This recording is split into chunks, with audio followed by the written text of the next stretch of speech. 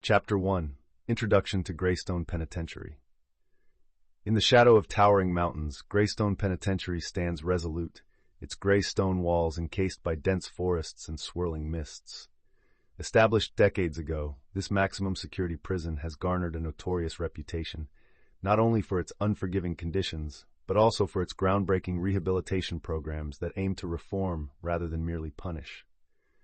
As the day begins, the clanging of cell doors reverberates through the cold concrete halls, a stark reminder of the harsh reality within. Inmates emerge reluctantly from their cells, their footsteps echoing like whispers of lost dreams. The atmosphere is thick with tension and longing, each soul trapped in a world of regret and reflection.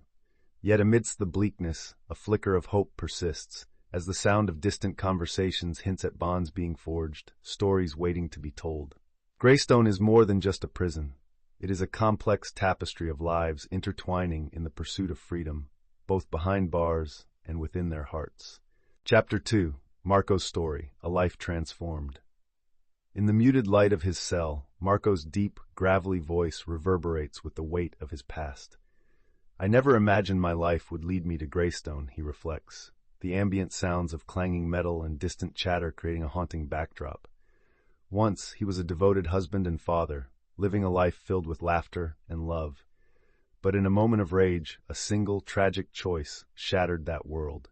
He describes the turmoil that unfolds when passion turns to violence, recounting the events that led to his conviction for a crime of passion. I crossed a line that day, Marco notes, an edge of sorrow in his voice. Through his introspections, he grapples with the fine line between love and anger, recognizing the ripple effects of his actions.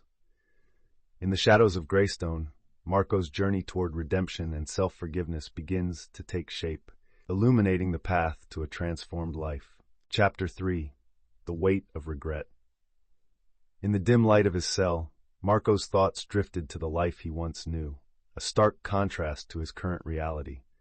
Memories of family gatherings, laughter ringing through the air, and the warmth of his children's hugs feel like fragments from another world.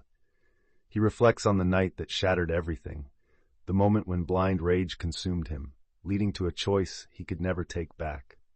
He recounts the look of disbelief on his wife's face, the cries of his children, and the weight of remorse that now chains him to this unforgiving place. The echoes of a distant guard's call disrupt his melancholic reverie, as Marco grapples with the weight of regret that sits heavy in his chest. If only I could turn back time, he muses, the longing for redemption filling his heart with a mix of pain and hope. In this solitude, he realizes that true freedom may lie in forgiveness, both of himself and others. Chapter 4. Enter Lila, A Different Path. The sharp sound of laughter contrasts with the prison's oppressive silence as we meet Lila, a spirited 27-year-old with an indomitable sense of humor. Living in Greystone as a result of her involvement in grand theft, her voice carries an infectious energy that brings light into the dark confines of her cell. Lila's tale starts with a glimpse of her life before crime, a whirlwind of dreams and misguided ambitions, fueled by the allure of wealth and superficial success. The juxtaposition of her bright, witty narration against the stark reality of her surroundings highlights her resilience. I thought I was chasing my dreams, she reflects, but all I caught was a one-way ticket to regret. Through her eyes, we see how desperation led her to theft, setting the stage for a deeper exploration of the choices that can lead one down a darker path. In a world often filled with despair, Lila's humor becomes both a shield and a lifeline. Chapter 5. Lila's Turning Point. As the clang of metal chairs echoed in the cramped group therapy room, Lila sat with her legs crossed, arms folded, her usual bravado momentarily subdued. It was here, surrounded by fellow inmates, that she confronted the truth behind her reckless pursuit of wealth. The therapist, a patient woman with kind eyes, gently guided the discussion towards choices and their consequences. Lila listened, her mind racing back to her impulsive decisions, flashing the stolen jewelry, basking in the thrill of the crime that ultimately led to her downfall. In a moment of unexpected vulnerability, she shared her story of desperation, the allure of riches overshadowing her values. As laughter turned to solemn reflection, Lila realized she wasn't alone in her struggles. The connection forged in that room sparked a newfound resolve within her, a commitment to transform her life and use her experiences to advocate for others. This realization marked a turning point, igniting a flicker of hope in her heart. Chapter 6, Samuel, the Voice of Experience. As the camera pans through the stark corridors of Greystone Penitentiary, we meet Samuel, a 68-year-old inmate who has spent over 30 years behind bars for a crime he insists he never committed. His voice, steady and composed, resonates with the weight of years, weaving stories that reflect deep introspection. Samuel recalls the day that changed his life, a moment of misunderstanding that spiraled into tragedy. With every word, he shares his wisdom on the importance of patience, compassion, and resilience, gained through the decades of confinement. In small moments of connection, Samuel finds joy as he mentors younger inmates, guiding them through their struggles and encouraging them to reflect on their choices. He describes the friendships cultivated in the bleakest of settings, as inmates become brothers, united in their shared burdens. Samuel's story shines a light on the resilience of the human spirit, reminding us that hope can thrive even in the darkest of places. Chapter 7, The Bonds of Brotherhood. In the dimly lit corridors of Greystone Penitentiary, amidst steel bars and concrete walls, unexpected friendships blossom. Samuel, with his calm, soothing voice, often gathers younger inmates around him, sharing stories that transcend the harshness of their reality. His laughter breaks through the monotony, reminding them of the humanity they all share. "I may be behind bars," Samuel muses, "but the real prison is the one we build in our minds." He teaches them about resilience, how to find strength in vulnerability, fostering bonds that challenge the isolation of incarceration. In shared moments, inmates swap tales of their pasts, regrets, and aspirations, creating a tight-knit brotherhood. As they engage in activities like reading groups and art therapy, laughter and camaraderie replace despair. Together, they learn that even in the darkest places, friendship can light the way, paving paths toward forgiveness and healing as they embrace their shared humanity. Chapter 8, Staff Perspectives, Compassionate Authority.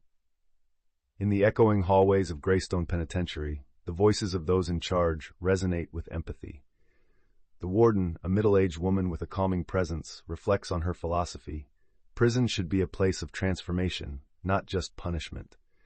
Her words encapsulate a vision where rehabilitation takes precedence over retribution. Meanwhile, a dedicated therapist shares her experiences with the inmates, emphasizing the importance of addressing mental health. "Every inmate has a story," she explains, "and it's our job to help them see beyond their mistakes." The sounds of therapy sessions, soft laughter, probing questions, heartfelt revelations, underscore her commitment to fostering change. As the staff discusses the challenges they face, it becomes clear that their roles extend beyond authority figures. They are mentors and allies to those striving for redemption. Their stories offer a glimpse into the delicate balance between ensuring safety and nurturing hope within the prison walls, illuminating the complex human connections that form in this stark environment. Chapter 9, The Dynamic of Power and Empathy. In the unforgiving environment of Greystone Penitentiary, the relationships between inmates and guards are often defined by a delicate balance of power. As the sound of distant shouts lingers in the background, we hear inmates reflect on the rare moments when humanity pierces the harsh exterior of authority. Officer Collins, known for her compassionate approach, emerges as a voice of reason, creating an atmosphere where inmates feel seen, not just as numbers behind bars.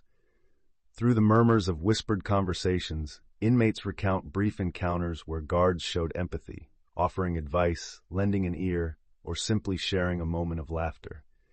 These instances, though fleeting, reveal the potential for genuine connection within a system often characterized by hostility. Listeners can feel the tension shift as stories of understanding ripple through the concrete walls, illuminating the humanity that can flourish even in a place designed to isolate and punish. Chapter 10, Tensions Rise, The Seeds of Chaos. The atmosphere inside Greystone Penitentiary grows heavy with an unspoken tension, palpable even through the thick walls of concrete. As the days stretch into weeks, whispers of frustration ripple through the inmate population, igniting a sense of unrest. Guards are overwhelmed as they deal with overcrowding and inadequate resources, and inmates huddle in their cells, eyes glimmering with defiance. Marco recalls heated arguments echoing down the corridors, the shouts of inmates demanding better living conditions and respect. Lila uses humor to mask her fear, but even her laughter falters as uncertainty hangs in the air. Meanwhile, Samuel listens, offering quiet counsel, but his wisdom feels futile against the rising tide of anger. As grievances boil over, sparks flicker, hinting at imminent chaos.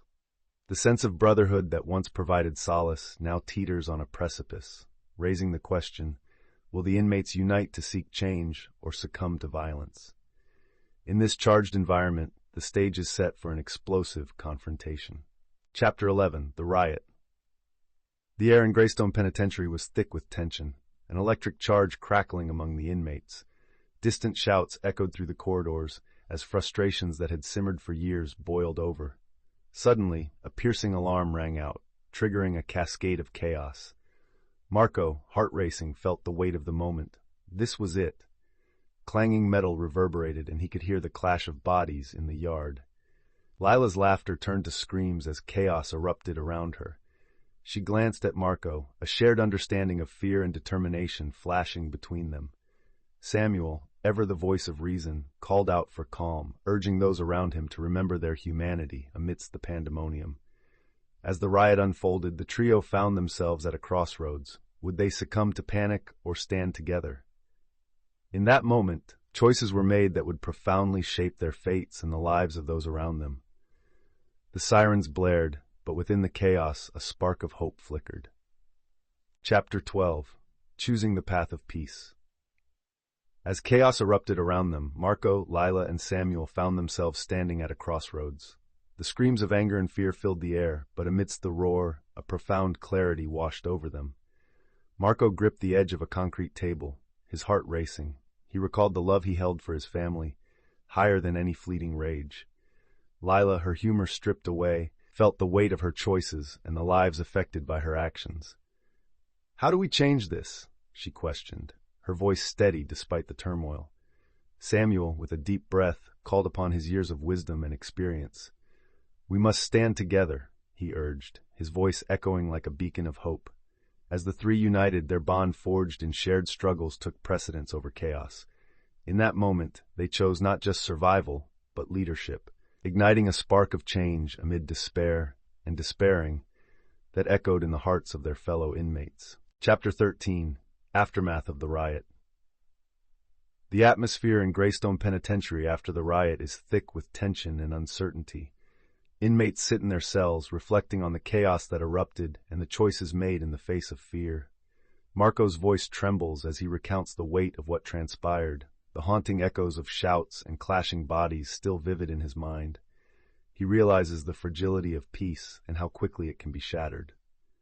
Lila, ever the optimist, emphasizes the connections among the inmates, urging them to transform their anger into understanding. Meanwhile, Samuel's steady, reflective tone brings a sense of calm. He shares that true strength lies not in violence, but in the ability to forgive oneself and others. The trio's conversations become a lifeline, sowing seeds of hope amidst destruction.